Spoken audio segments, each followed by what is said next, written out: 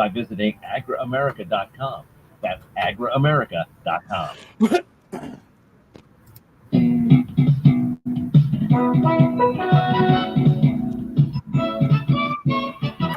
This is the Morning Sports Desk for Monday, November 20th.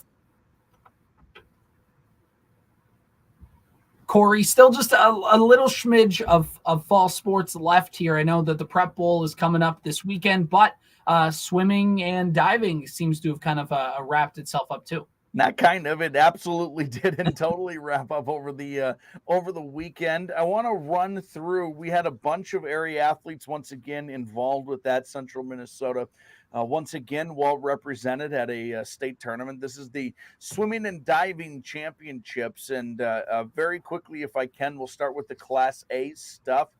In the 200 IM, Gisela Haskamp of Alexandria area finished 8th. Grace Erkey of Alexandria area finished 13th.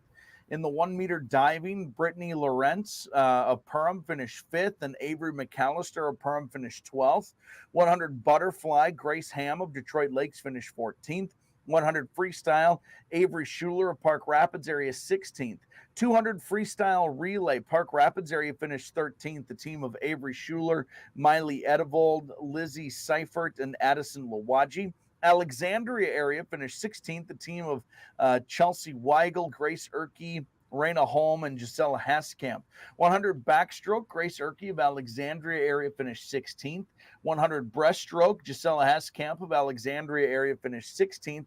And in Class A team results, Alexandria area finished 21st, Perham 28th, Park Rapids area 33rd, and Detroit Lakes 39th. Moving to the 2A stuff, CJ, in the 200 medley relay, Brainerd finished 5th. The team of Maya Tages, Avery Durr, Linda Giuliani, and Isabel Plouffe. 100 butterfly, Linda Giuliani of Brainerd finished 8th. 100 freestyle, Maya Tages of Brainerd 14th.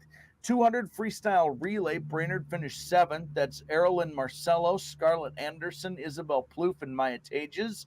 100 breaststroke, Avery Durr of Brainerd finished 8th. 400 freestyle relay, Brainerd finished 11th. Erilyn Marcello, Scarlett Anderson, Linda Giuliani, and Avery Durr.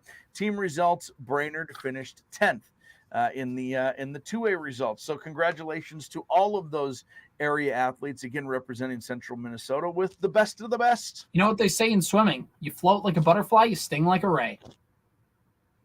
All right, I'll give you that one. Yeah. I'll give you that one. Yeah, I thought about it when you were kind of explaining the butterfly, and I thought about like, float like a butterfly, sting like a ray, like a stingray. Sure. It was like, hey. So while you were finishing those results, I'm just sitting there like, I'm about to. Come on, Tackman, wrap it up. Come on, wrap it up. I got a zinger to pull out. And stop giving credit to the kids. I have a joke to tell. I got a lame pun to get to. So, hey, boys basketball practice starts today across Central Minnesota and across Minnesota generally. Yep. And also boys and girls wrestling. So correct. There's a whole lot of stuff going on. Of course, hockey's already been going. Girls basketball's already been practicing. And now we just throw all those winter sports into the mix. I saw a little internet meme last night. Could you have not an internet meme? Is that redundant? Is internet meme redundant? Probably, but because that implies that there's like a meme in real life. Is that a thing? I suppose, or I suppose like if you share a meme with your buddies, is that an internet meme? Yeah, that's a good point. But if you probably got it from the internet, unless you're making your own memes with each other, the meme discourse has not quite found the answer on that. We're still learning about memes as we go. It's been a very long process. Long were the days of T-bowing. Now we're just figuring things out. So the meme it showed the first day of winter sports practice, and it was basically like, I don't know, like a beach in sunny weather, and then it showed the first day of spring practice, and it showed the frozen tundra. Of course that's the way it would work itself out. I saw that same thing last night. If you weren't going to bring it up, I was, because that's pretty much how it goes. It's like, oh man, it's so beautiful outside, we're all stuck in the gym, and then of course it's like, all right, let's go outside, and it's 20 degrees and there's 2 feet of snow on the ground. I put yard work off until this weekend. Because why would you do yard work when you could just not do yard work? Yeah, the snow's going to cover it up anyways. So. And then it was like it's 55 again today, and the Vikings don't play till tonight. So I guess I'll go out and rake some leaves. Honestly, even if the Vikings were going to play yesterday afternoon, you still might have said, forget it. I'm going to go out and get some yard work done. No. It wasn't so bad, CJ, was it? I don't know. I mean, look, that Denver offense is not good. And the Vikings... They made some unbelievable catches, though. Yeah, and they did last week against Buffalo. And they got some good wide receivers, and Russell Wilson continues to haunt the Vikings, where it feels like all game it's like he's going to pop one kind of just weird play out of his behind, because he always did that when he was with Seattle back when the Seahawks were at their peak and when the Vikings had some good teams to throw at them. You remember the playoff game in 2015 at US Bank Stadium, or at TCF Bank Stadium, where he just kind of, it was like a fourth down, he like spun, rolled out, found a wide open Doug Baldwin, and things like that happen. But I don't remember that game. I think everybody's judgment gets clouded off of a 27-yard field goal that went wide left, but there was a lot of other things that happened to lead up to that point. I don't know what you're talking about, and I wish you'd shut up about it. By the way, did you see, we're going to go off topic here, but we'll get right back to the Vikings game. Blair Walsh is a realtor now. I did see that. And his page, it says, perform great. Like, it's every platitude that you give yourself, like, I'm a team first guy, and, works hard under pressure. And everybody, as Vikings fans, like, oh, under pressure, he missed a field goal once. He's clearly not going to handle having to get paperwork done on deadline for a client. Yeah. He sure does work hard under pressure. Does he perform under pressure is the real question. That's the question. Yeah. So anyway, Blair Walsh, good luck, man. Hopefully your sale isn't contingent on making a 27-yard field goal. That'd be ridiculous. But kind of funny. It would be very funny. So anyway. It'd be like an Arrested Development scene, wouldn't it? Yes, it would be. You will not buy this house, or a Curb Your Enthusiasm. Just Larry David screaming at Blair Walsh, like, I will not buy this house until you make this kick. And then he misses it, and then he just puts his head down and just walks away. Anyway, so the Vikings lost to Denver yesterday, 21-20. Yep. And really, here's the thing. I saw the narratives come out on Twitter. There was a few different ones after the Vikings lost. First off, KOC just had his worst game of his coaching career.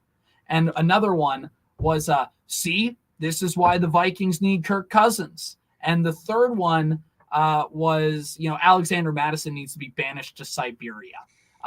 The hate on that dude's a little strong, guys. He's not performing well, but we need to take a breather on Alexander Madison for a second. Well, that might be, of the three that you just mentioned, that's the most plausible. I'm not saying that that fumble was a killer, man. It's Denver. You're gonna kick. You were. They were driving field goal range at the time, but you were driving. You were gonna get points, probably. I know you can't assume anything. You were gonna get points on that drive, and he, like the first 5 games of the year, blew it. Well, and the other thing too is Josh Dobbs didn't play particularly well either in this game, and he had a bad interception. Or a fumble. I think it was an interception. He had a fumble early. Yep. And I know people are going to point to. There's a few different things in this game, I think, but ultimately, I think we're both going to agree you can't turn the ball over 3 times and expect to win. It's really simple. It's so simple. So whatever reason you have, we're going to go through some things here, but for whatever reason you have the Vikings losing, just know that it comes down to they lost the turnover battle 3-0. You're not going to win. It doesn't matter how well you played, because the Vikings did play well in a lot of stretches of this game, but you can't do that. And they played well enough to win, for sure. And Denver, other than the turnovers, Denver played well enough to lose in the same way, but they took advantage of the 3 turnovers. They got 6 points off of the 3 turnovers at least. So there you go. This is also, now let's put it into a little bit of a perspective, if we can, very quickly. They were on a 5-game winning streak. Yes. They were on the road. In Denver, which isn't an easy place to play. In Denver, prime time. This is not about like primetime Kirk and primetime Vikings. That's not what this is, though, is a difficult place to play and win. And those people are all. And Denver was playing well. Those people are all lubed up. You know what I mean? They're drunk. It's at night. Let's get after it a little bit. They've been drinking all day, watching games. They hit up the dispensaries in Denver. And I mean, they're getting after it. that's a tough play.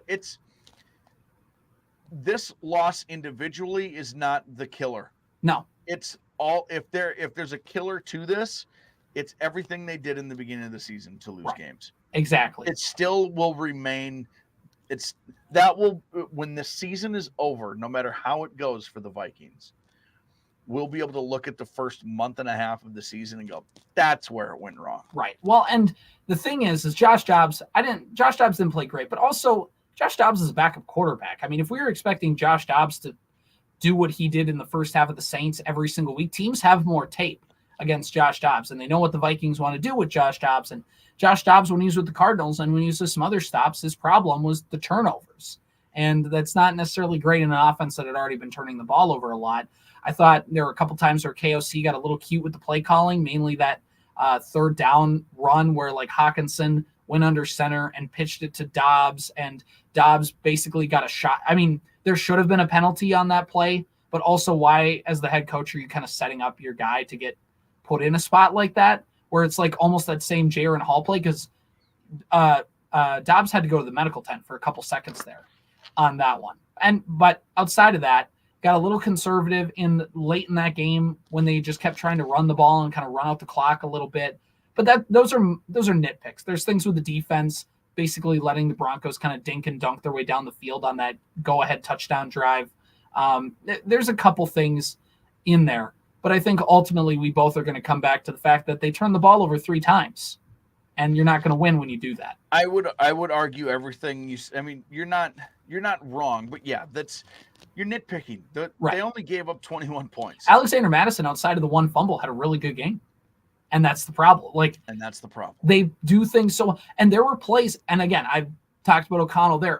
There was a couple. Remember that 3rd and 20 the Vikings picked up? I thought Collinsworth did a great job of saying, like, the Vikings drew this play. They had 3 wide receivers on the left side of the field, and they told them all like to run those drags across the middle of the field, across all 3 levels. And what it did is it pulled everybody that way.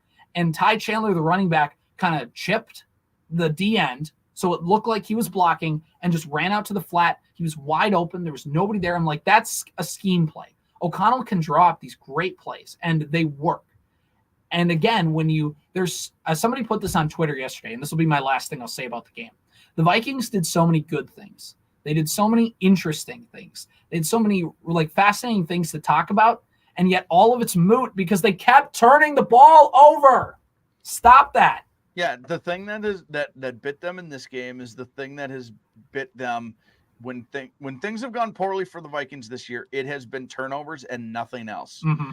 When this 5-game winning streak entirely proved the point that this was a good football team, you can't turn the ball over this often. Yeah. You just can't. You can't give up the ball on the Broncos side of the field or on your own side of the field because you just gave them 3 points. You can't turn the ball over when you're driving at their 40-yard line and it's in Denver. You can kick the ball 1.5 miles there anyway. Like that's another. I think they went down and kicked a field goal on that possession. You're talking about a 9-point swing in those 2 turnovers. Mm-hmm. That's impossible to recover from. Right. You have to score when you are giving up 9 points, you're digging yourself a 9-hole hole. That means you have to score at least a touchdown and a field goal to make up for it. Right. On top of all of the stuff you had to do anyway. Mm-hmm. Can I give a one particular note I think has been kind of fun with this Vikings team? Sure. Even though this game was weird. Yeah. But it's okay. It's fine. They still have an 80% chance to make the playoffs, by the way. They just need to get to 9 wins, and they already have 6. And they're going to get to the playoffs. And they have Chicago, a bye week, Vegas, and Cincinnati with no Joe Burrow. Yeah. In their next 4. And the Packers. 4 weeks. And the Packers at some point. And the Packers also. I just love watching Dalton Reisner play. That dude's an offensive lineman. That dude, he is down the field on every... He's the first lineman down the field, pushing the running back in the back or trying to throw somebody else off. For what is this? Is this week 3 or 4 now he's played? Like 4, yeah. He's been awesome to watch. I'm like most people. I don't really like dig into watching what's happening in the trenches on a play-by-play basis. I follow the ball. But when the ball takes Alexander Madison 12 yards downfield and Reisner's chasing him and still throwing blocks, there was a play last week where I thought he was going to judo kick one of the defenders right to the chin because it was a big first down pickup, and he got his leg so high in the air. Most people give like the old first down and they point very dramatically. He did it with his foot. He did it with his foot from arm height. It was insane. I've really enjoyed watching him pursue things down the field. It's fun. A couple last news and notes before we let you get out of here, Corey. One, the Minnesota Timberwolves are the number 1 seed in the Western Conference this late in the season for the first time since the 03-04 Timberwolves that went to the conference finals that year. That team was fun. Yeah. So they lost to the Lakers with no point guard. Yeah, exactly. So good things right now in store for the Wolves this year, at least at the beginning, and we'll ride this train until the wheels inevitably fall off. But it's fun to watch. Playing good defense. It's fun to watch. That doesn't just disappear. Exactly. Shooting can disappear. The defense shouldn't. If defense goes away, it's because they're lazy. The Wild stink. They went 0-2 in Sweden. 5-game losing streak. But yeah, things are not going well for them.